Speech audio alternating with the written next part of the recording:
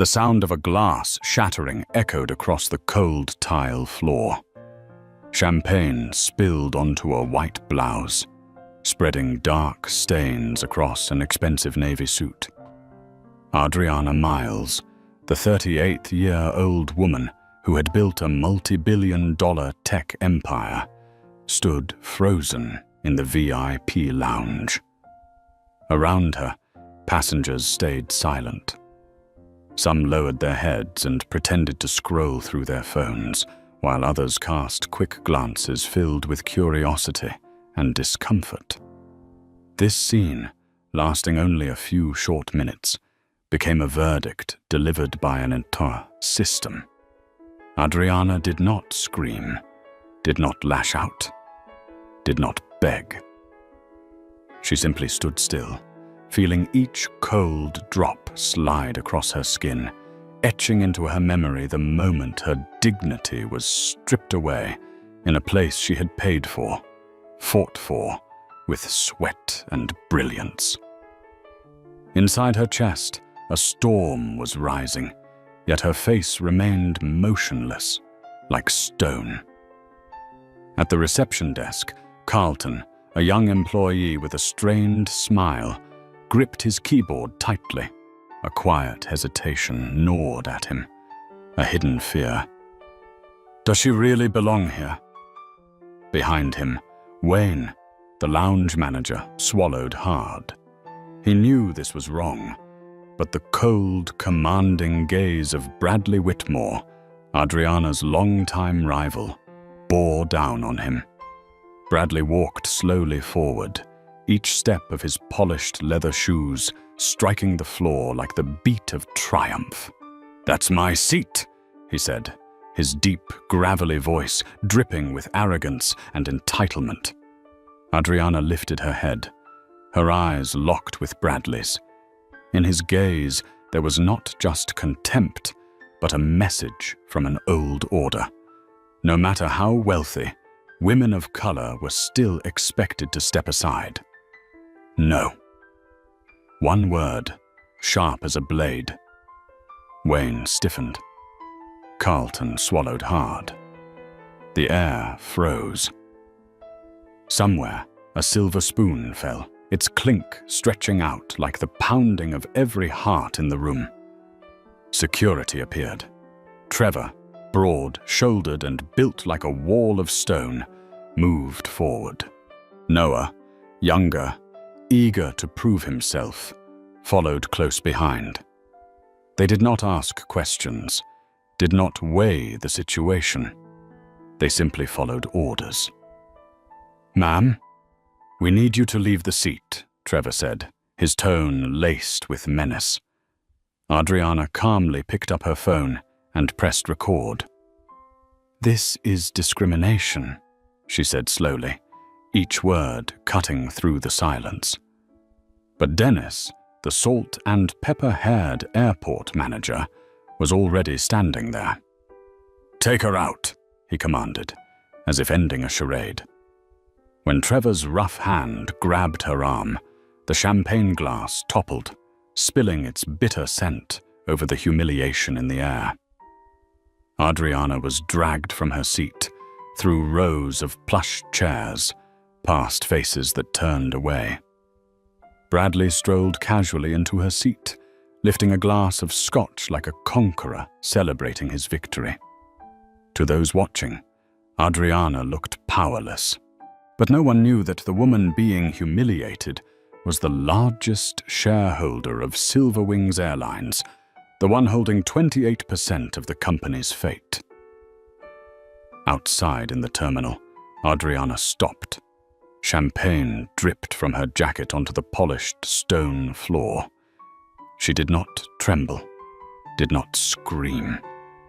She only exhaled, one long breath carrying both pain and resolve. In her mind, her grandmother's words resurfaced. "You must be twice as good to earn half the recognition." She had lived by those words her entire life. And now, being dragged from the lounge of an airline her company helped sustain, She realized this was not just a personal humiliation. This was the beginning of a revolution. In a far corner, a few passengers discreetly filmed. They did not yet realize they were capturing a moment that would shake the entire aviation industry. Hours later, those clips would ignite across social media, fueling a storm unlike anything seen before. But at this moment, Adriana simply lifted her phone and sent a short message to her executive team. Urgent. They just made the biggest mistake of their lives. Overhead, the loudspeaker announced boarding. Travelers bustled past, rushing to flights. But for Adriana Miles, time slowed. Each breath, each heartbeat forged itself into a vow. She would not let this be buried. She would turn humiliation into indictment, and the world would witness it. Morning in Detroit. Sunlight pierced through the worn window frame, spilling into the small room where Adriana once lived. Peeling paint on the walls, the distant hum of a factory at the end of the street, the faint smell of disinfectant still clinging to her mother's nurse uniform. Every detail was etched deep into her heart. Her father, Marcus Miles, finished midnight shifts with calloused hands, hardened by the metal press. Her mother, Teresa, came home with red eyes after double shifts at the hospital. They never had much, but the house was spotless, gleaming like pride itself. When you are poor, you must be even cleaner, because that is dignity, her mother always said. In the tiny kitchen, her grandmother Rosa, with her crown of curly silver hair, repeated the phrase that became Adriana's compass. You have to be twice as good to earn half the recognition. At 18, Adriana walked into Harvard. On her first day, a professor smiled and asked her to wipe the blackboard, assuming she was a custodian. When she handed him her student letter, his face froze for a moment before he turned away as if nothing had happened. Adriana didn't react. She swallowed the sting and transformed the shame into fuel. At Stanford, pursuing her MBA, she often watched male classmates talk over her, snatch her ideas, and present them as their own. The applause thundered for them, while Adriana sat silent, fire smoldering in her eyes. They thought she would quit. They were wrong. In her early years of entrepreneurship, she knocked on investors' doors. They shook hands with her male assistant, ignoring the true founder standing in front of them. One bluntly said, "Great idea, but we need a more reliable CEO, someone who fits the image better." The image? They meant a white man in a light suit. Adriana walked out into the rain, letting it mingle with her tears. But inside her, a growl rose. "One day, you will sign checks to me." That day arrived. Vertex Innovations, the company she built from a dorm room, became a force. Governments and corporations competed to sign contracts for her AI security systems. The company's valuation soared past $3 billion. From the girl once mistaken for a janitor, she had become the name hedge funds spoke of with caution. Yet behind the spotlight, Adriana never forgot the sting of being dismissed. Those memories forged her into a leader who tolerated no injustice and forgave no contempt. On the morning of a landmark deal in Tokyo, Adriana looked into the mirror. A crisp white shirt, a navy suit cut sharp to her frame. Every detail, from the simple pearl earrings to the leather case embossed with the Vertex logo, was a declaration. She was not just present, she belonged. Tanya, her loyal assistant since the early days, handed her the briefing. They added a new security clause. Vincent and I finished revisions at midnight. Adriana nodded, her eyes flashing. This was more than a deal. This was a global statement. But even as she prepared for triumph, the familiar weight pressed on her shoulders.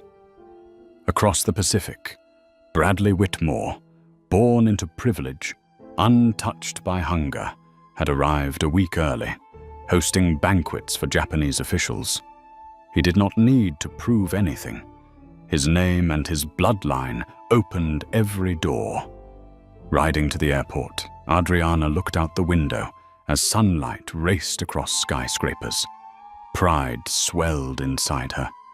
From a crumbling home in Detroit, she now flew first class to sign a $750 million contract. Yet she had no idea that just hours later, the very airline she partly owned would dare drag her from its lounge as if she were an outsider. And when it happened, the whole world would learn the price of underestimating Adriana Miles. The sharp click of Adriana's heels echoed against the marble floor as she stepped into the Sky Lumen VIP lounge. The space glittered with crystal chandeliers overhead, polished oak, and the scent of fine wine mingling in the air. Every detail seemed designed to remind its guests only the most powerful belonged here. She handed her platinum card to the receptionist. Carlton, a young employee with a thin face and distracted eyes, glanced at the card, then looked up at her. His hesitation was obvious, as if his mind needed a few seconds to process the thought that a woman of color could own such a card. "Please wait a moment," Carlton stammered, fingers hammering the keyboard far longer than necessary. Adriana recognized every movement, every glance. This was not new to her. She knew the name of this hesitation, quiet doubt.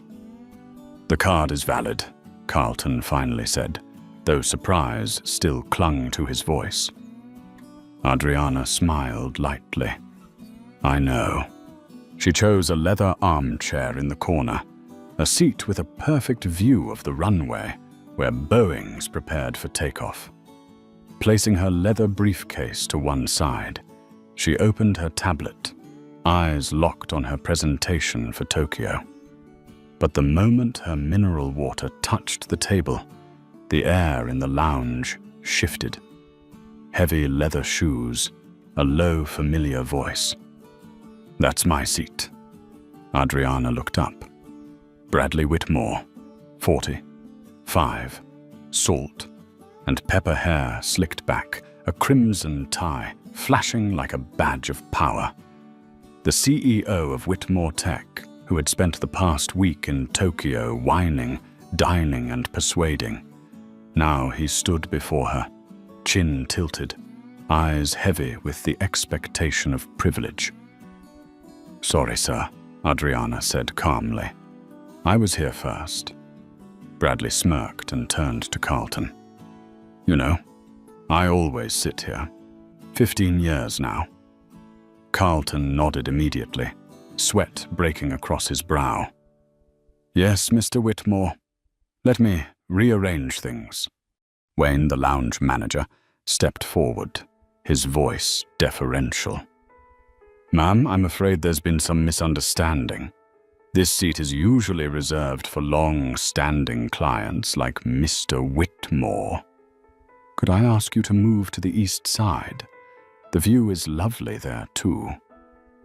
In that moment, Adriana felt dozens of eyes pressing against her. A couple whispered behind their champagne. A businessman paused his typing to watch. Bystanders, accustomed to seeing people like her, pushed aside. Adriana closed her tablet, placed it on the table deliberately, each motion slow and precise. "I am also a platinum member," she said evenly. "There is no policy reserving seats. I arrived first." I will not move. Bradley stepped closer, his shadow falling across her. Listen, I don't care who you are. This is my seat. I've sat here long before you appeared. Adriana's eyes sparked with fire. I know exactly who you are, Bradley. But this is Sky Lumen's lounge, not your living room. I'm here legitimately, with a card, with a first-class ticket. I will not give it up. The room froze into silence. Wayne cleared his throat, lowering his voice but adding weight to it. If you won't cooperate, we will have to call security. Heat surged through Adriana's chest, a familiar feeling, the same one that came with being sidelined and forced into compliance. But this time, she would not leave quietly. She pulled out her phone and pressed record.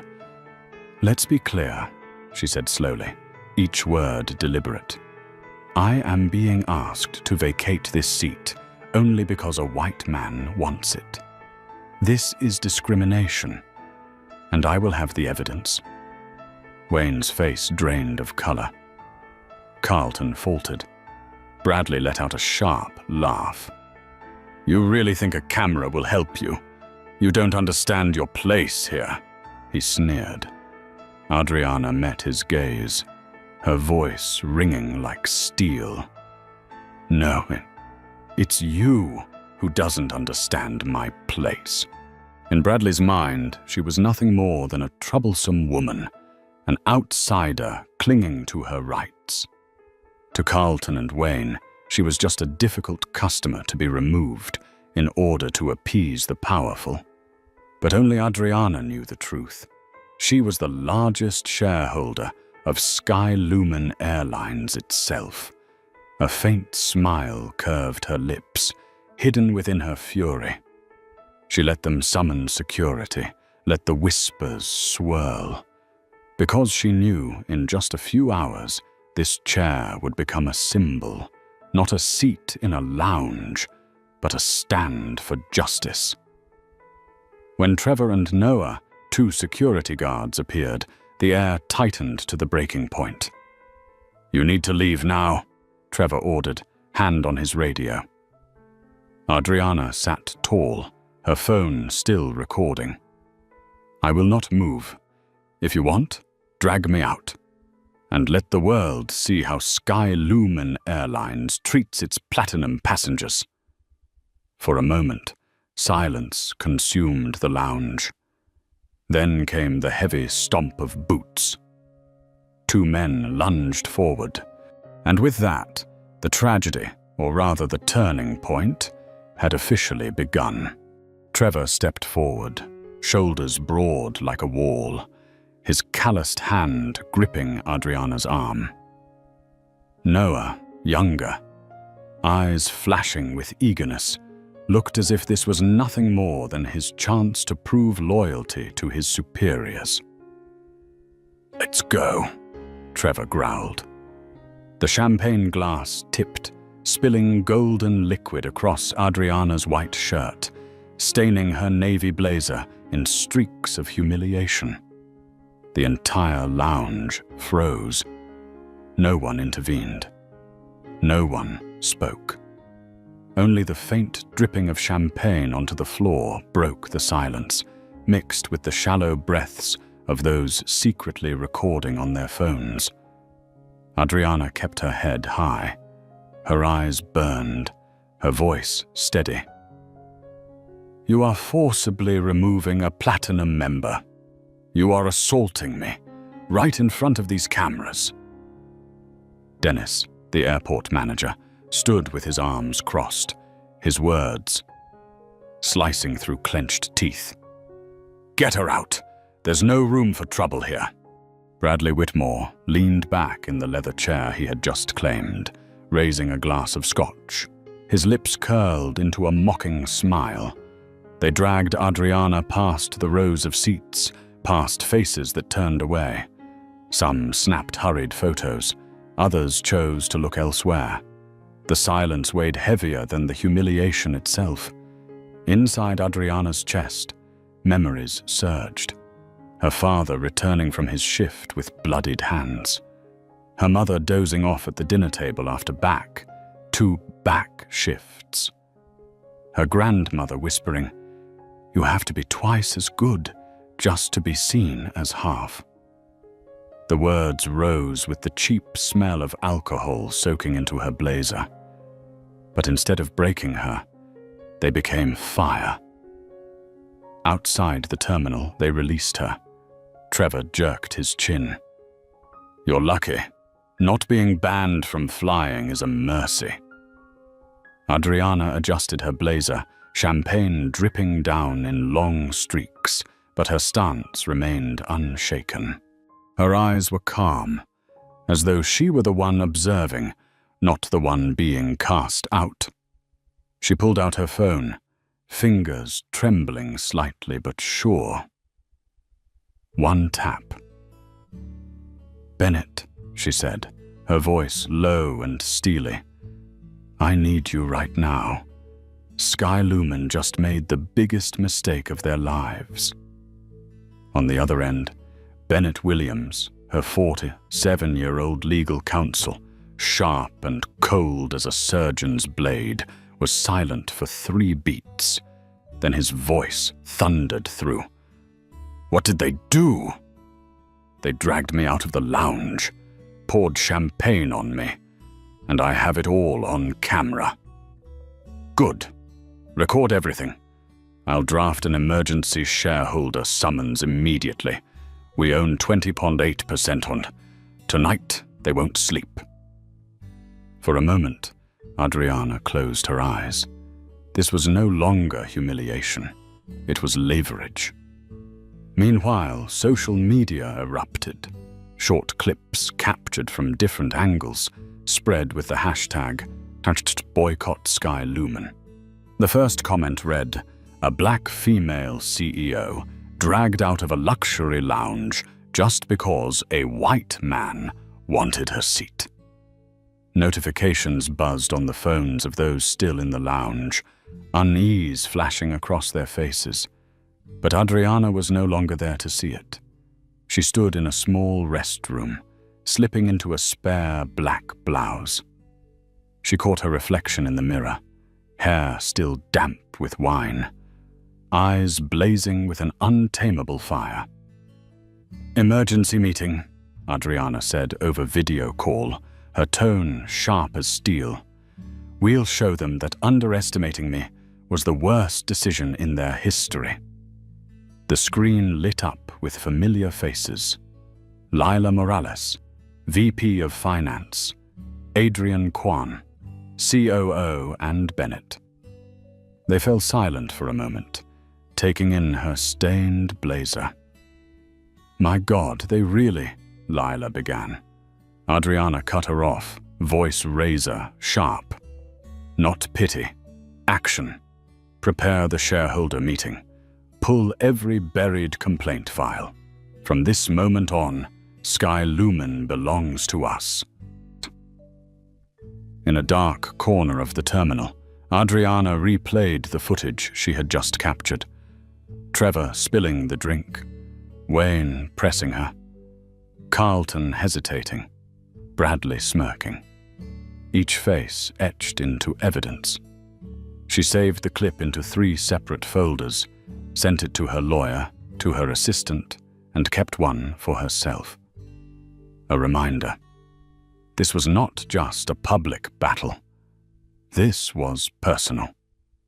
When the boarding announcement rang out, Adriana stepped from the restroom, hair smoothed, blouse crisp and black. To outsiders, she looked like a stylish businesswoman who had just weathered a minor inconvenience. But inside, the storm had already formed, and it would consume those who had just tried to belittle her. Because Adriana Miles was not just a passenger. She was the woman who held 28% of the airline's fate in her hands. The restroom door closed behind her, but on the screen of her phone, the faces of Adriana's closest allies appeared one by one. The video feed flickered, then steadied. 3 windows lit up. Bennett Williams, her legal counsel, bow tie slightly askew, eyes sharp as blades. Lila Morales, Vice President of Finance, sleek black bob framing eyes taut with anger. Adrian Kwan, the COO, calm, but lips pressed tighter than usual. No one spoke at first. For several long seconds, they simply stared at Adriana's black blouse, still marked with damp stains, her unyielding eyes staring back through the camera. The silence was so heavy, it swallowed the hum of the ventilation around her. What happened? Adrian broke the stillness, his voice hoarse with fury. Adriana answered, each word clear, not a syllable wasted. Skylumen Airlines dragged me out of the lounge. Champagne spilled over my shirt. Security forced me outside. All of it in front of dozens of witnesses. And I recorded everything. Bennett raised an eyebrow, already typing furiously. The largest shareholder humiliated inside her own company's lounge. Perfect. We have the law, the evidence, the power. Lila inhaled sharply, fighting to contain her rage. Do you know Skylumen's stock has dropped 3% in just the past 40 minutes? The hashtag boycott Skylumen is trending nationwide. A thin smile flickered across Adriana's lips. Good. The blow will cut deeper than they expect. She lifted her chin and issued orders. Bennett, I want every single internal complaint file from Skylumen over the last 3 years, especially cases involving discrimination. Dig everything up. I want proof of a system, not just my incident. Understood, Bennett said, eyes gleaming. I'll draft an emergency shareholder summons immediately. With 28% ownership, we have the right. They will attend, whether they like it or not. Lila, Adriana continued, her tone firm, contact the investment team. See if we can acquire more shares. I want maximum control. And prepare a briefing for Vertex's shareholders. Explain exactly why this incident threatens the Tokyo deal. I understand, Lila nodded, eyes resolute. If Skylumen continues to collapse, investors will side with us automatically. They'll choose profit over protecting rotten leadership. Adriana turned to Adrian. Find me a private room, secure enough for an online shareholder meeting. And one more thing. Reach out to Senator Porter. She's been gathering evidence of discrimination in aviation. Tell her I'm ready to provide my case. Adrian's fingers flew across a secondary screen. Got it. There's an unused office in Zone B. I'll lock it down. And good news. Porter is in the city tonight. If needed, she'll meet you before your flight departs. Adriana closed her eyes for a brief moment, exhaling. Her heart still raced from the humiliation, but her veins now surged with new fuel, the fire of retaliation. Good. In 30 minutes we begin the shareholder meeting. I want everyone ready. The line stayed quiet until Bennett spoke, slow and deliberate. Adriana, they think they humiliated a passenger. In reality, they just woke a tiger they can never control. Adriana's lips curled into a cold smile. Exactly. They thought dragging me from a seat was victory. But the real seat is in the boardroom. She ended the call, slipped the phone into her bag, and clenched the handle tight. Inside, no trace of shame remained, only a furnace blazing hot. Somewhere back in the lounge, Bradley Whitmore was likely reclining in her seat, sipping scotch, convinced he had cornered her. But what he didn't know was that within hours, the very airline he relied on would be forced to kneel before the power of the woman he had just scorned. Adriana stepped out of the restroom and blended into the crowd flowing through the terminal. The champagne stain had dried dark across her sleeve, but she didn't care. Each step echoed inside her like an oath. We will bring the whole system down, and when the sun rises, Sky Lumen will belong to me. Adriana's phone buzzed relentlessly in her hand as she sat in the small office Adrian had secured. A bare room with harsh fluorescent lights bouncing off cold white walls, furnished with nothing more than a wooden desk and 3 plastic chairs. Yet from here, a global storm was beginning to take shape. On her screen, notifications flooded in. Boycott. Sky Lumen had climbed to the number 3 trending spot in less than an hour. Videos of Adriana being dragged out by security, her blouse drenched in champagne, were being shared hundreds of thousands of times. Many clips zoomed in on Bradley, lounging smugly in the seat she had been forced from, his scotch raised as if in a toast to injustice. On Twitter, a prominent professor wrote, "This is not just a woman being humiliated. This is living proof of how systems reward privilege and diminish those who are different."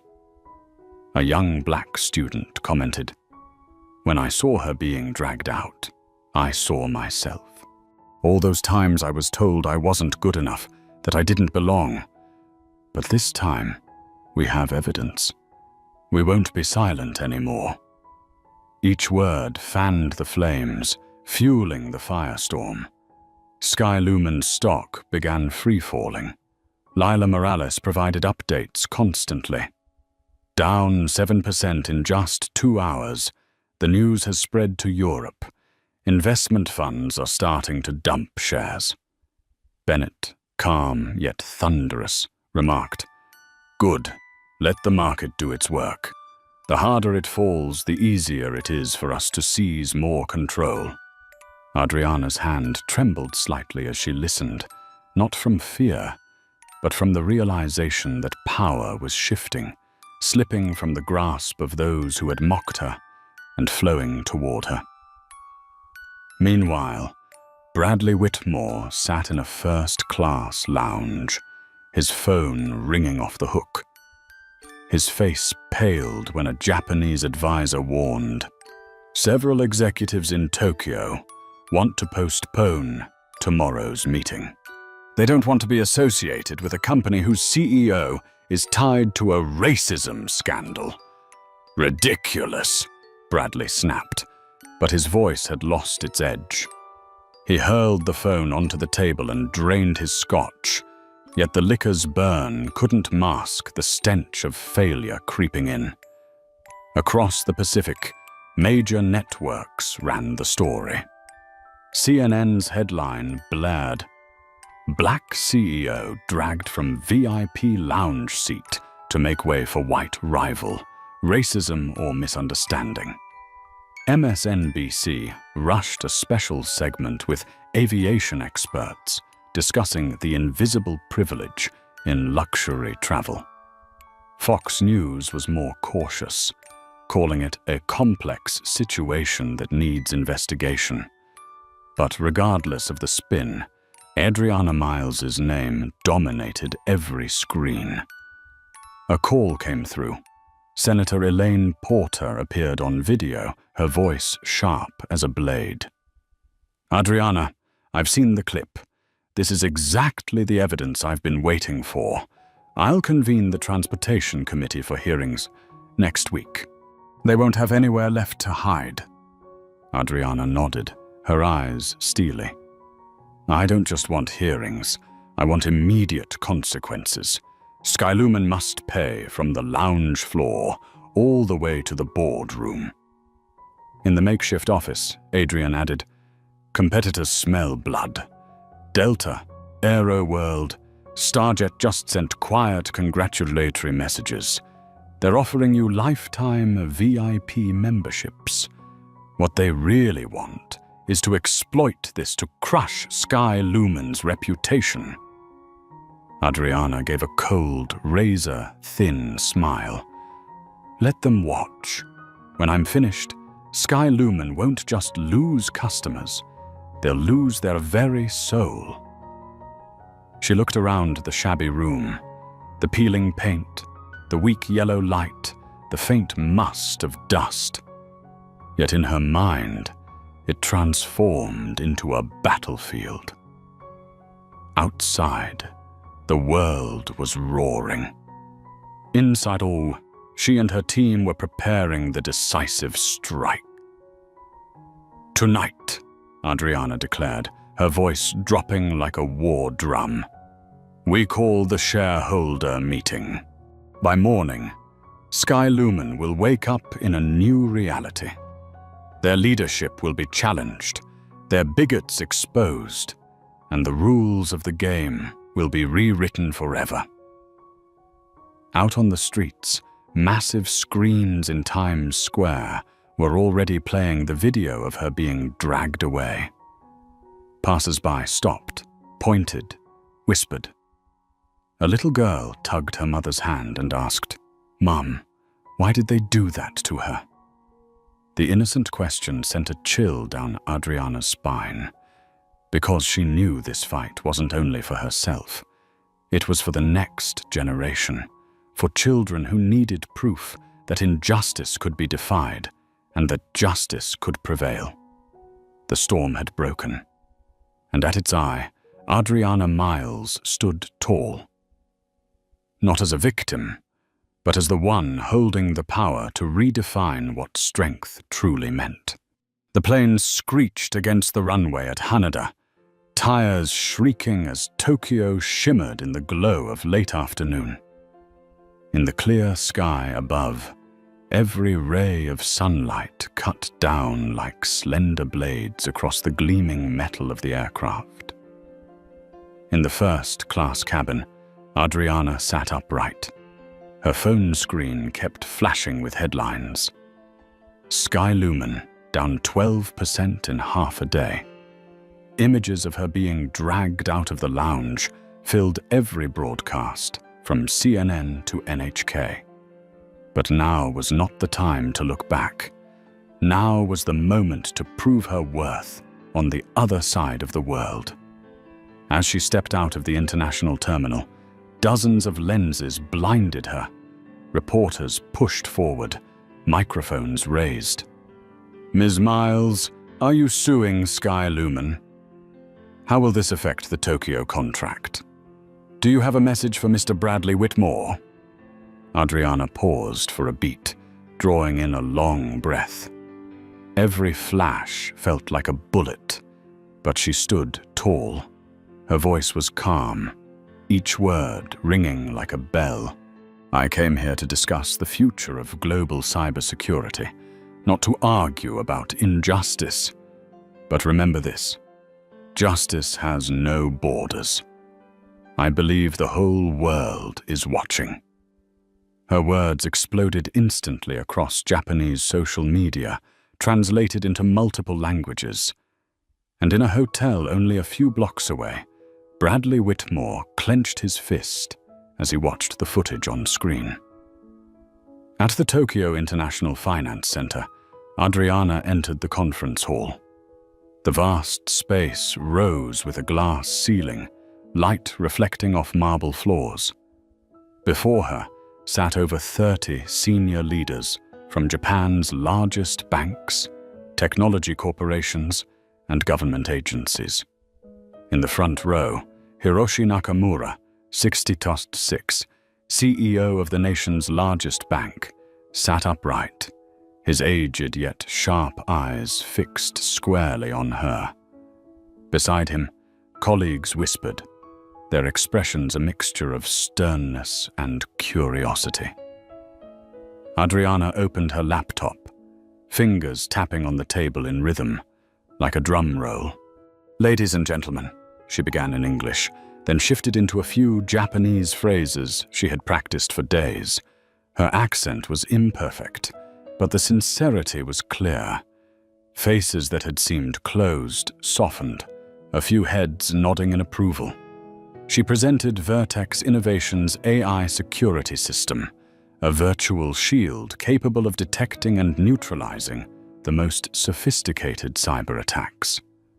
On the large screen, charts revealed a flawless 100% detection rate in blind trials. Numbers that spoke louder than words. Questions came fast. A bank executive pressed about scalability. A government official asked about operating costs. A technology specialist demanded to review algorithmic logic. Adriana answered each one, her voice steady, eyes bright, occasionally signaling to Mei Kobayashi, the Tokyo branch's chief engineer, for deeper technical clarifications. She wasn't just answering, she was telling a story. How Vertex was born in a dorm room, how it rose to stand against giants. In Nakamura's eyes, a spark of respect began to glow. When the presentation ended, silence blanketed the room. Then, unexpectedly, Nakamura rose to his feet, something rarely seen in Japanese boardrooms. "Ms. Miles," he said in English, his voice deep and even. "We saw the video from Sky Lumen. Many would have faltered after such humiliation. But you arrived here, prepared, and delivered a remarkable presentation that says much about you and about your company." The room stirred. A few executives nodded with approval. Adriana bowed deeply, her heart swelling with emotion. At another hotel, Bradley Whitmore and his team sat frozen before a live broadcast. One associate muttered, "Nakamura has never praised a partner in front of the entire council."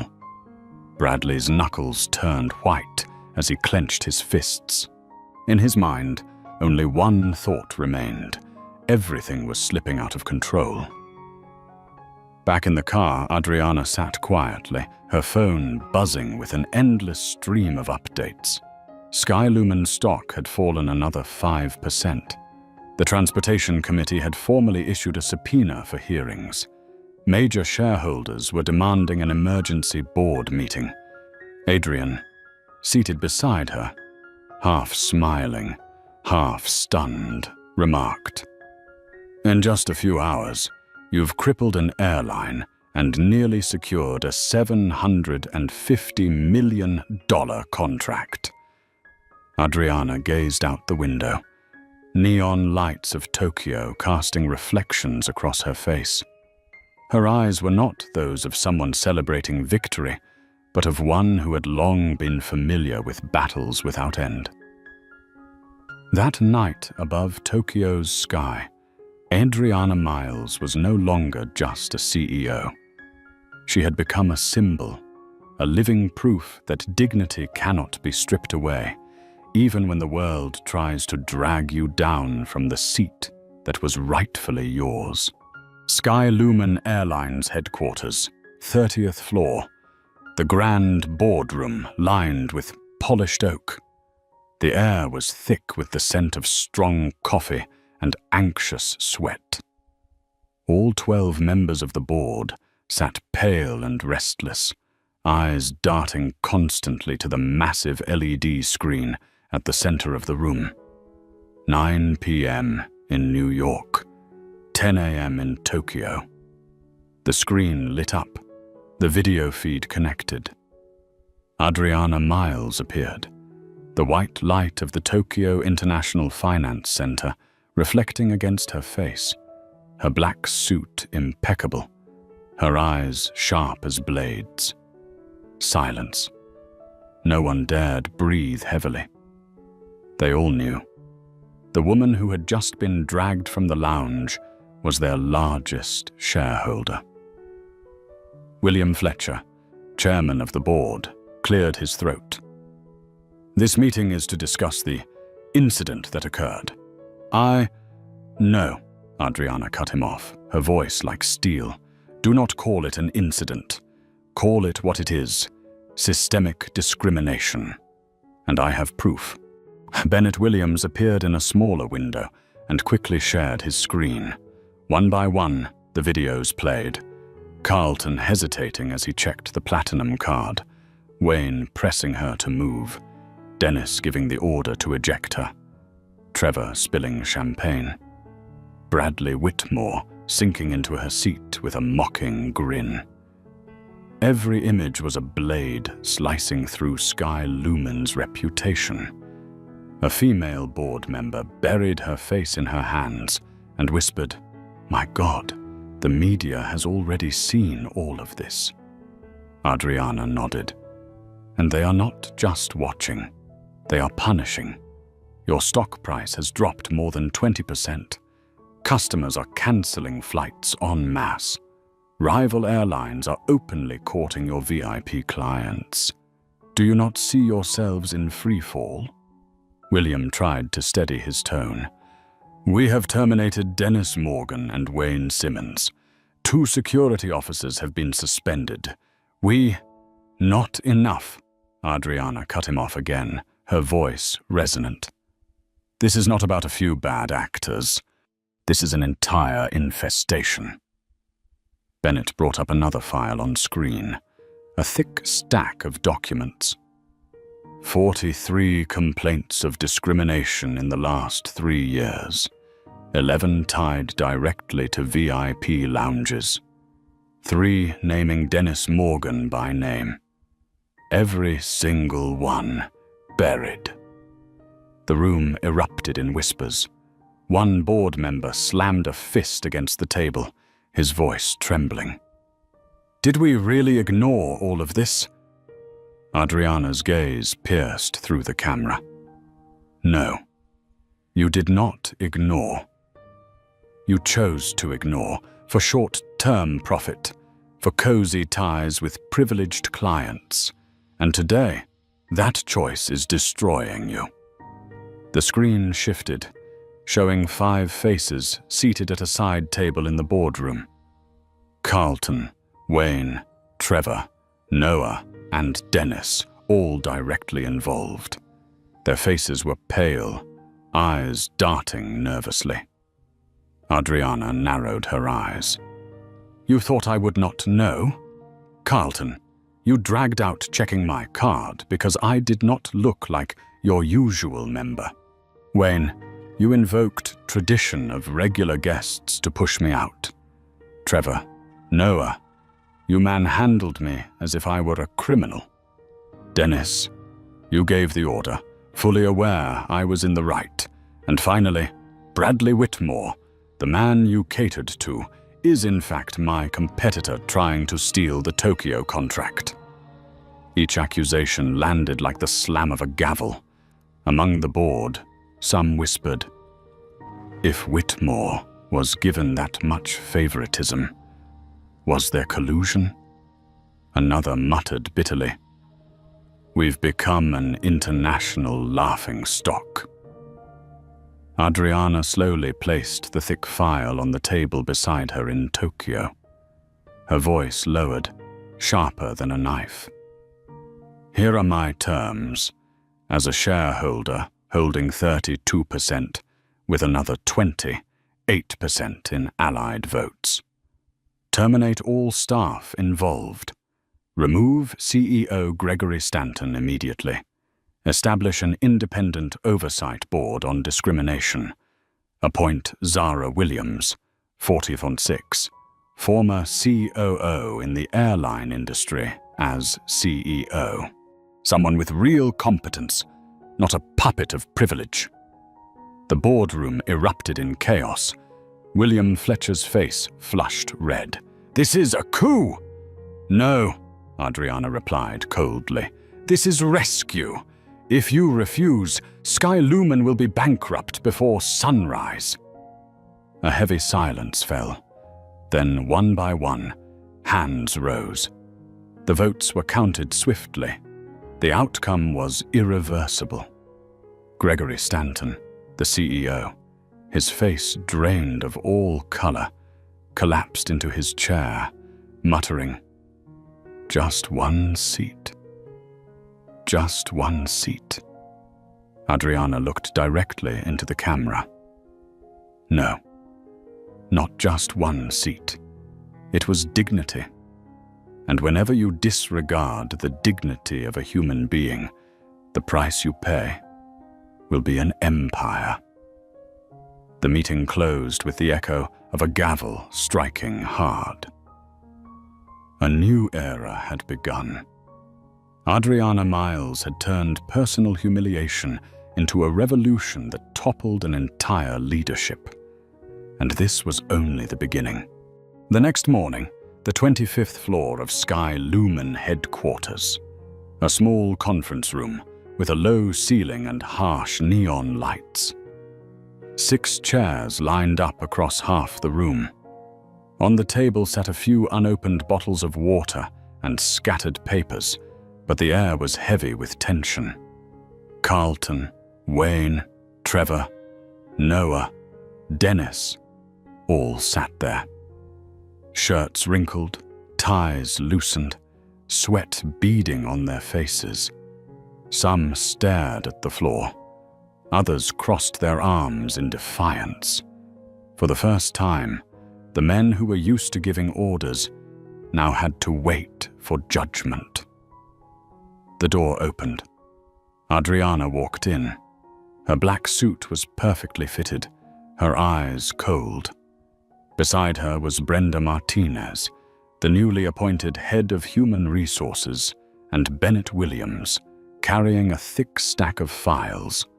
The sound of Adriana's heels striking the floor echoed like the drumbeat of reckoning.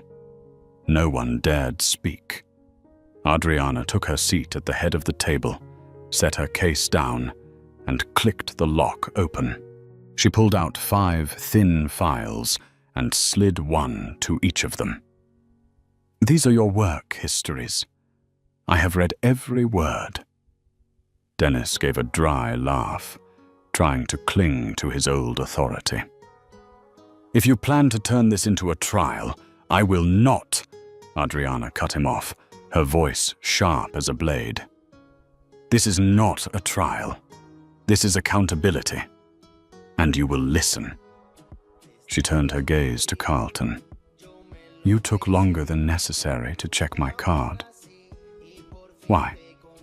Carlton swallowed hard, eyes avoiding hers. I just thought it was unusual. Platinum is usually someone else." "Someone else?" Adriana raised an eyebrow. "You mean middle-aged white men in suits, not women of color like me, correct?" Carlton stayed silent. His silence was the answer. She moved to Wayne. Adriana flipped open his file. "Mr. Simmons, your name appears in 3 separate complaints. Each time, the issue was prioritizing white, frequent flyers over others. How do you explain this?" Wayne smacked his lips, voice faltering. We just followed custom. Whoever flew longer got preference." "Custom?" Adriana slammed the file down on the table. "There is no custom written into the membership contract. It exists only in the minds of those who believe privilege is law, and you used that excuse to justify discrimination." Wayne lowered his head in silence. Adriana turned to Trevor and Noah. "You dragged me out as if I were a criminal. Trevor, you even spilled champagne onto my clothes.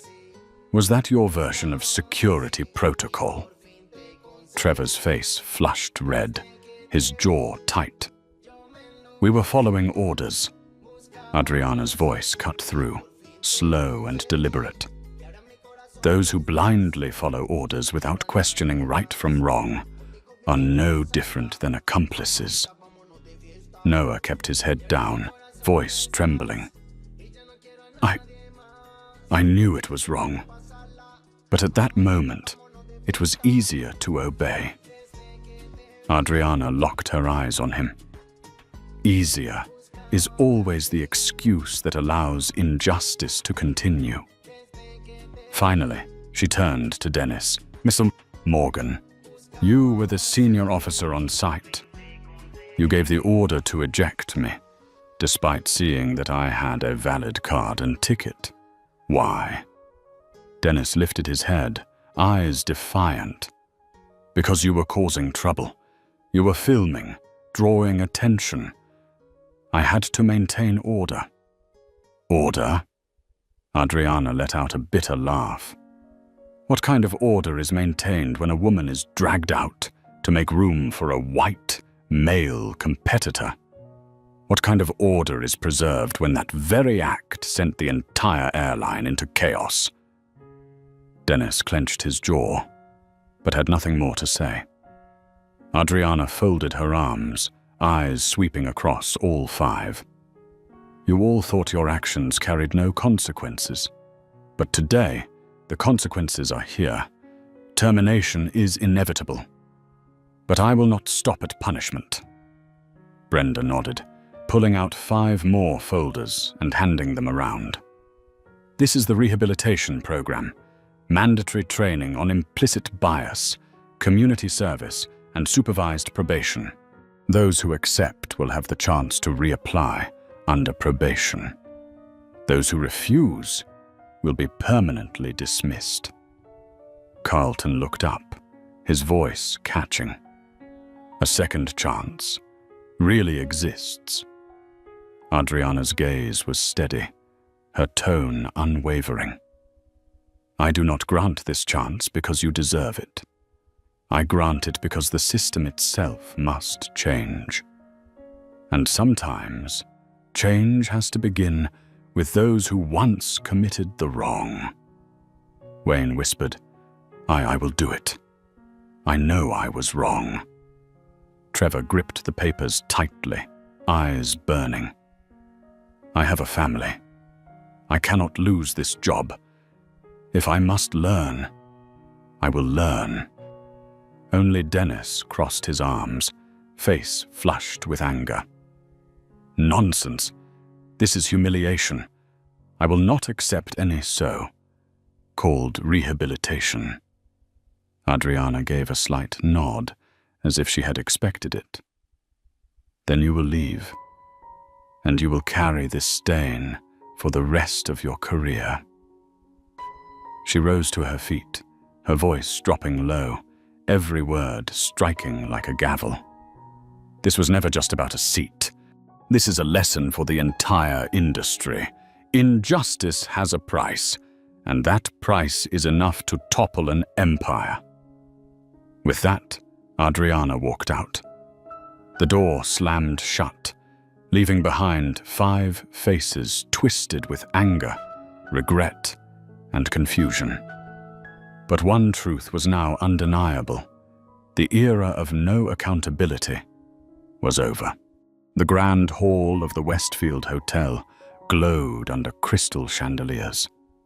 Hundreds of business leaders, politicians, and scholars sat neatly in tuxedos and evening gowns. On stage, bold letters scrolled across the LED screen. Business Ethics Awards. Responsible Leadership Recognition. Adriana Miles's name was called. Applause thundered like a storm, rolling on without end. Adriana stepped forward. A long black gown hugged her figure, her eyes burning with a fire forged in hardship. She stood before the microphone, took a deep breath, and spoke. "Accountability is not punishment. It is the way we turn promises into action. Only when responsibility is enforced do the statements on a website become truths in people's lives. In the audience, many nodded in agreement. In the front row, Zara Williams, the new CEO of Sky Lumen, smiled quietly. Over the past 6 months under her leadership, the airline had transformed so completely that analysts now called it the Miles Standard. The Miles Standard was not a few lines of policy.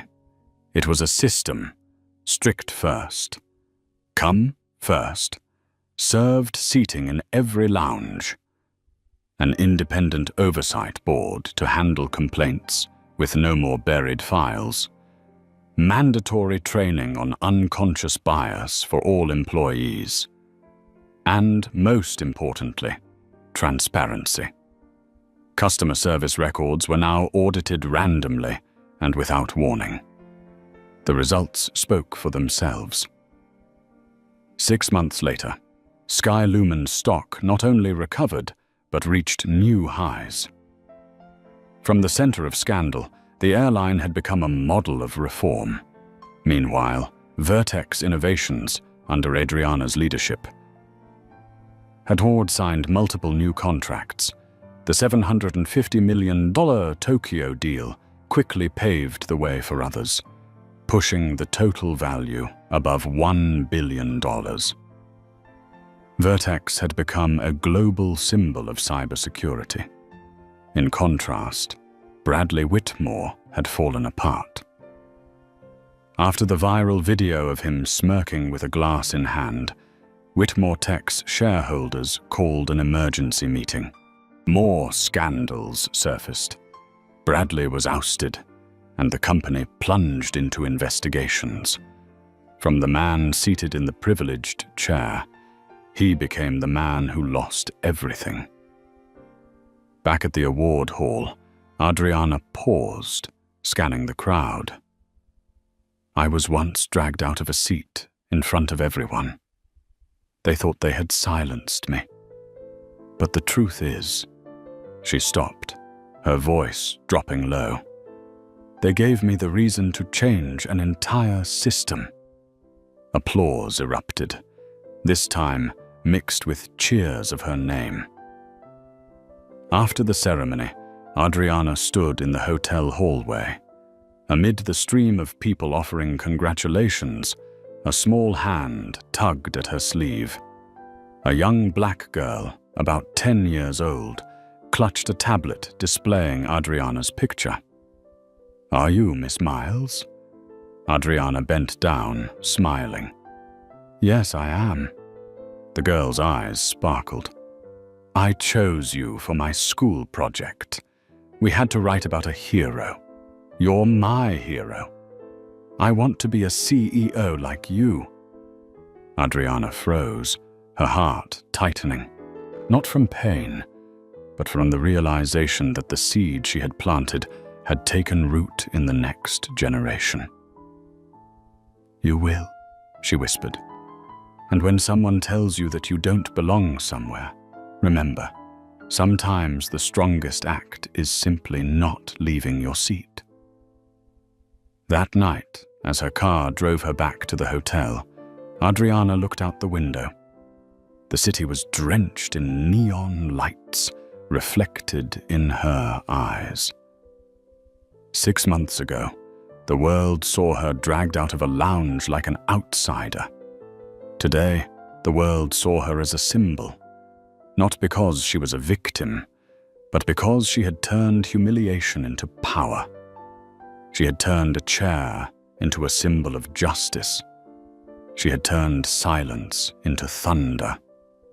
That legacy would live on, in policies, in companies, and in the eyes of children like that little girl. And Adriana Miles knew this with certainty. The fight against injustice would never end. But she had already proven to all that a woman underestimated could change an entire industry. Management experts often say, a crisis does not create leaders, it only reveals who the true leaders are. Adriana Miles never sought attention, but the way she transformed personal humiliation into sweeping reform proved exactly that. Her story reminds us that dignity is never a privilege, it is a birthright. And when injustice is exposed along with its real consequences, the entire system is forced to change. If you believe that courageous actions like Adriana's can change the world, hit like to spread this message, subscribe so you don't miss the next powerful stories, and leave a comment with just 2 words, "No compromise," to affirm that you too will stand firm in the face of injustice.